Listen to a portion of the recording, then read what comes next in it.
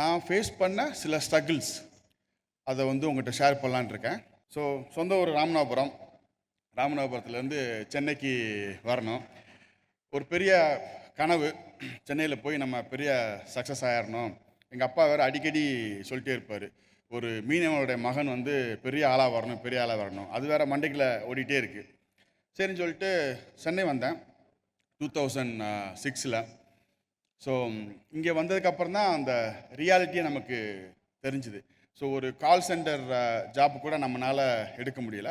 So அதனால் வந்து web designer எனக்கு வந்து ஒரு வேலை கிடச்சிது, ஒரு கம்பெனியில் வேலை கிடச்சிது. ஸோ அங்கே வந்து ஒரு 2 இயர்ஸ் வேலை பண்ணேன். ரொம்ப சின்ன கம்பெனி, அதனால் நான் நிறையா கற்றுக்கிட்டேன். ஸோ அங்கேருந்து அடுத்து வந்து இன்னொரு கம்பெனிக்கு ஜாயின் பண்ணேன், அதோட கொஞ்சம் பெரிய கம்பெனி. ஜாயின் பண்ணி கரெக்டாக 15 டேஸில் வந்து அந்த கம்பெனிலேருந்து என்னை ஃபயர் பண்ணிட்டாங்க. ஸோ அந்த தோல்வியை தாங்கிக்கவே முடியல. ஸோ அப்போ நான் ஒன்று முடிவு பண்ணேன், சரி இனிமேல் நம்ம வந்து எங்கேயும் வேலை பார்க்க வேண்டாம், இனிமேல் நம்ம வந்து ஓன் கம்பெனி ஸ்டார்ட் பண்ணிடலாம்னு சொல்லிட்டு அன்னைக்கு முடிவு பண்ணி ரோம் சாஃப்ட் அப்படிங்கிற ஒரு வெப் ஆப் அப்போ கிடையாது, ஆக்சுவலாக ஒரு logo, web design, web development company வந்து நான் ஸ்டார்ட் பண்ணேன். ஸோ ஃபஸ்ட்டு ஒரு 2 இயர்ஸாக நான் ஃப்ரீலான்சராக தான் ஒர்க் பண்ணேன். அப்போது கூகுளில் போய் படித்தேன், ஒரு கம்பெனி ஆரம்பிக்கணும்னா முதல்ல நீங்கள் என்ன பண்ணணும் அப்படின்னு சொல்லிட்டு. ஸோ அப்போ வந்து ஒரு பிளாகில் வந்து விசிட்டிங் கார்ட்ஸ் வந்து பிரிண்ட் பண்ணி நிறைய பேருக்கு கொடுக்கணும் அப்படின்றது.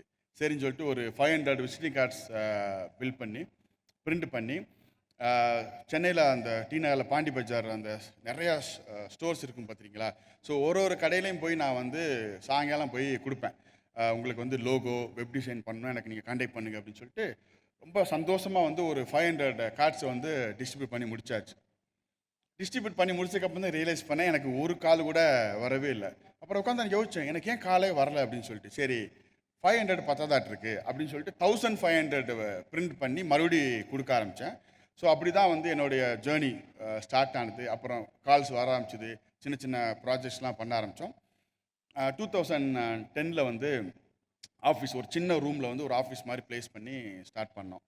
ஸோ 2010 அக்டோபரில் அந்த டைம் வந்து நம்ம கம்பெனியில் மொத்தம் 7 பேர் வேலை பண்ணிகிட்டு இருந்தாங்க. காலையில் ஆஃபீஸ்க்குள்ளே போகிறேன், யாருமே இல்லை. இப்போ 7 பேருக்கும் நானே கால் பண்ணேன், யாருமே 2 பேர் கால் பிக் பண்ணல, 4 பேருக்கு வந்து மொபைல் சுவிட்ச் ஆஃப் ஆகிடுச்சு.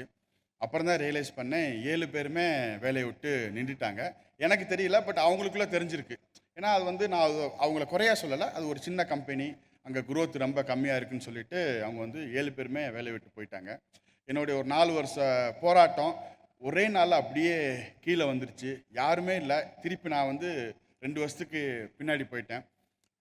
ஸோ அதுக்கப்புறம் நான் ஃபேஸ் பண்ண என்னென்னா, எம்ப்ளாயி டீமை வந்து மேனேஜ் பண்ணுறது. அதாவது நான் ஃபேஸ் பண்ண எல்லா ஸ்ட்ரகிள்லையும் இன்றைக்கும் எனக்கு ரொம்ப கஷ்டமான ஒரு விஷயம்னா அந்த டீமை வந்து மேனேஜ் பண்ணுறது.